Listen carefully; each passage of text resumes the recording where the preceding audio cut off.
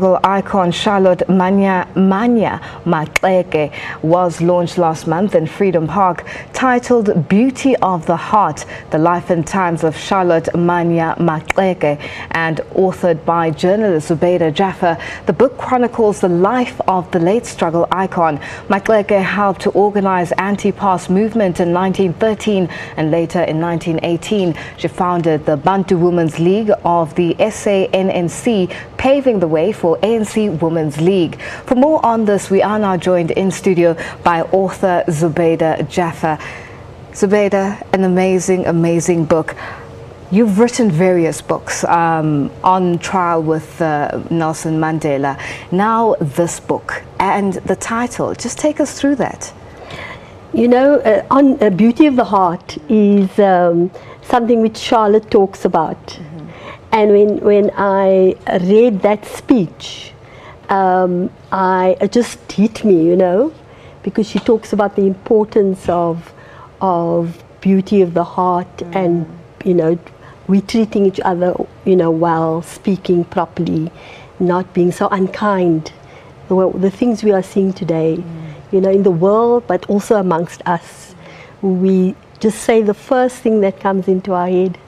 And so she gives this whole speech where she actually says, she speaks especially to the women, and she says that we must be dignified and we must be the leaders. If we want to be leaders, then we've got to, you know, be upright. And it just struck me immediately that this was the title. And in the academic world at the university, it was a bit difficult for them to deal with this title because they called it a soft title. And, you know, the hard title is The Life and Times of Charlotte Maxeke. So now, the design of the book cover, take us through the concept behind it. We were just chatting before going on air, and you mentioned the fact that some of these photos that were used in the book, which you only have rights to use in the book presently, there's only 24, and it's been 125 years before they were used. Can you just take us through the concept of the book? This photograph here is the first time we see this in 125 years, and we've only gotten permission to use it in the book for 10 years. If I do another version of the book, I can't use it. I have to pay again, or the university has to pay again. University bought 5 of the pictures, Charlotte, her sister, and others. But there are 24 pictures of the whole choir that went to Britain. And those pictures are there, and I don't see any reason why those pictures shouldn't come home after 125 years. Why should we pay all this money for these pictures? Why should some private company in Britain make a whole lot of money? How did they get those rights to the pictures? How did they get those pictures? I actually don't know the whole story, and so you know, I just wanted to get the pictures. That's all. I didn't want to have a fight about you know, we did bring them down a lot in terms of the price, but this is something that has to be done. And I hope that there's somebody who will help me to do this, because I really don't have too much energy to take this on. Now, what is the hardest thing to write about this book?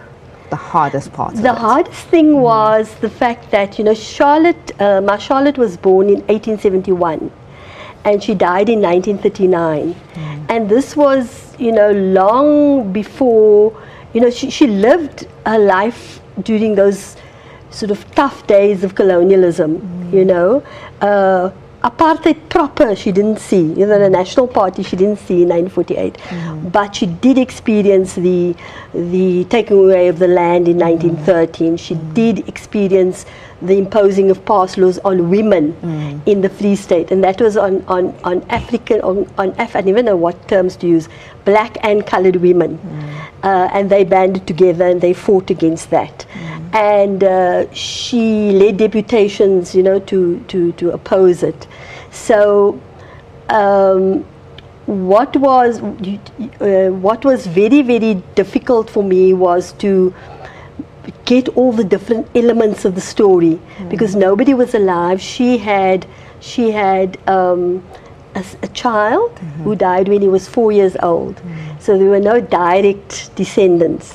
Even though the family was wonderful, very helpful, very supportive, but they didn't, it would have been different if there were children and grandchildren, you know. How long did it take you to write this book?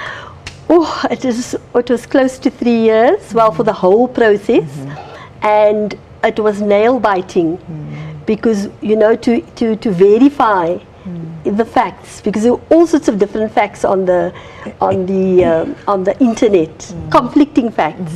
And so I had to sort of do my own research, and we had to translate documents, and we had to go through. I had students helping me, and they were fantastic. And we had to look at all the old newspapers, and you know. But I think her voice comes through in all of this, and that makes me very happy at the moment.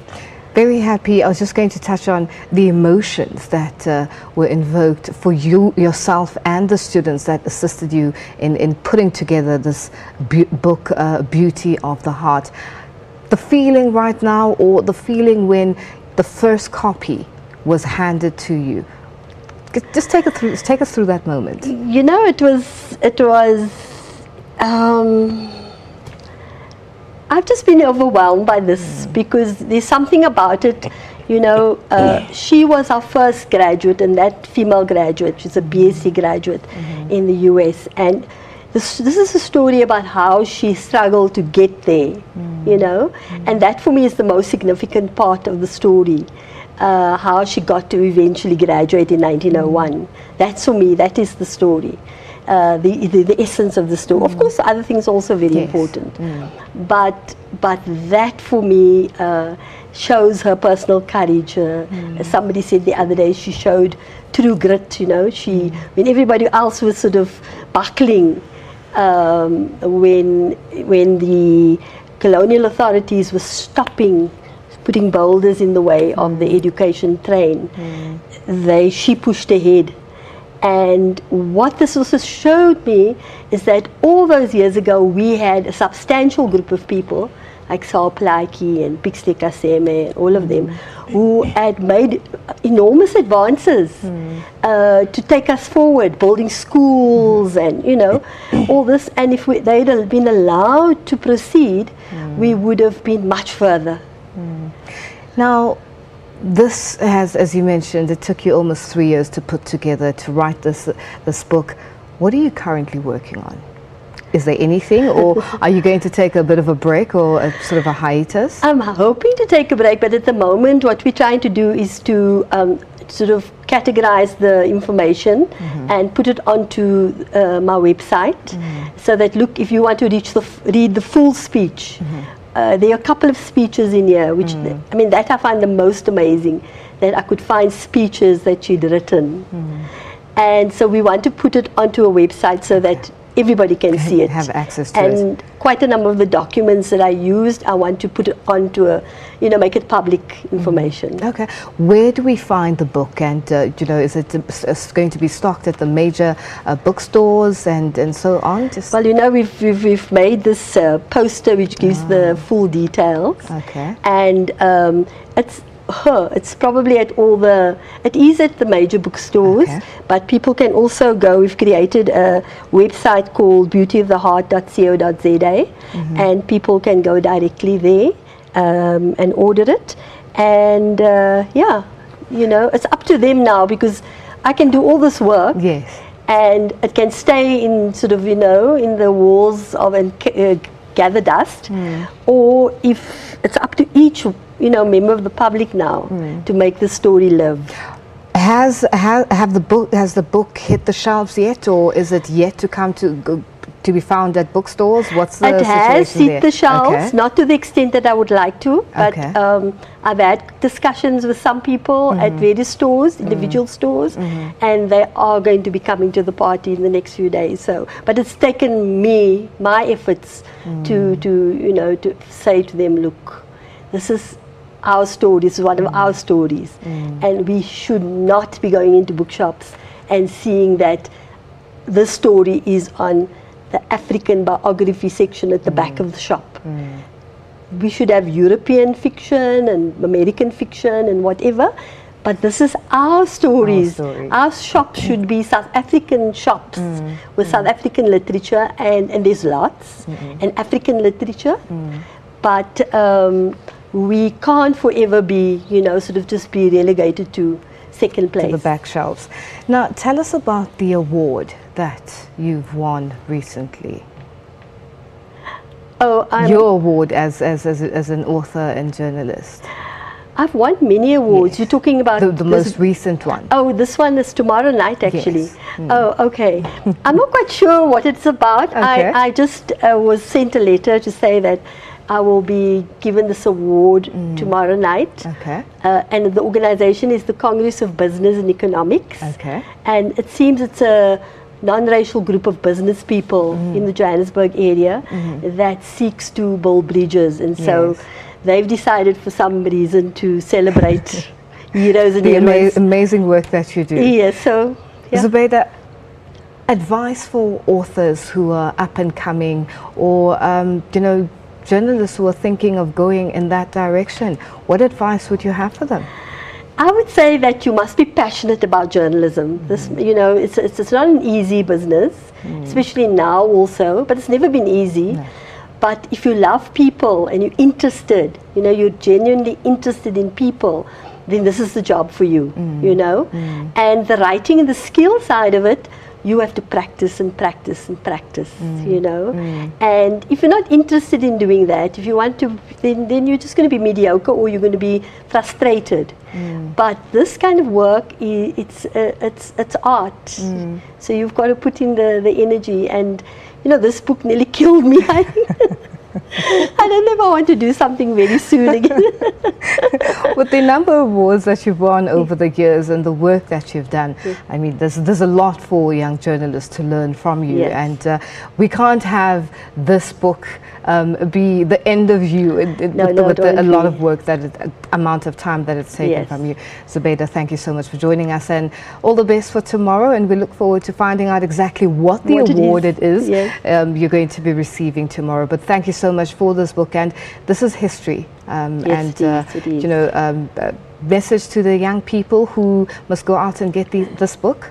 Well, I've dedicated the book to all young women of South Africa, if you look inside. And the reason why I've done that is for them to take courage that, you know, somebody so long ago, you know, went out there and she enjoyed herself. She was singing, you know, she was a singer. But she was determined to be educated and to come back to her father's village and educate the people there. And that was the first thing that she did. She came back and she started a night school for the herd boys. Now, you know, that relationship with those of us who are educated, we're privileged. I'm privileged. You know, I'm a privileged individual. I know that. And so what is my role in society? What is it that I should be doing? I can't be sort of, you know, just wearing myself thin, but I must know that I'm privileged, and that also that I stand on the backs of many other people. And so I must carry that carefully, you know, very carefully. I mustn't think that I'm a most important, you know, very important peanut, you know. Zubeida, thank you so much for joining us. We look forward to getting into the book. I know Tabile and myself will definitely be going to the shops to get us. Thank you so much for joining us. Thank you so much, Lulu. Thanks for having me. That was author Zubeida Jaffer joining us live in studio.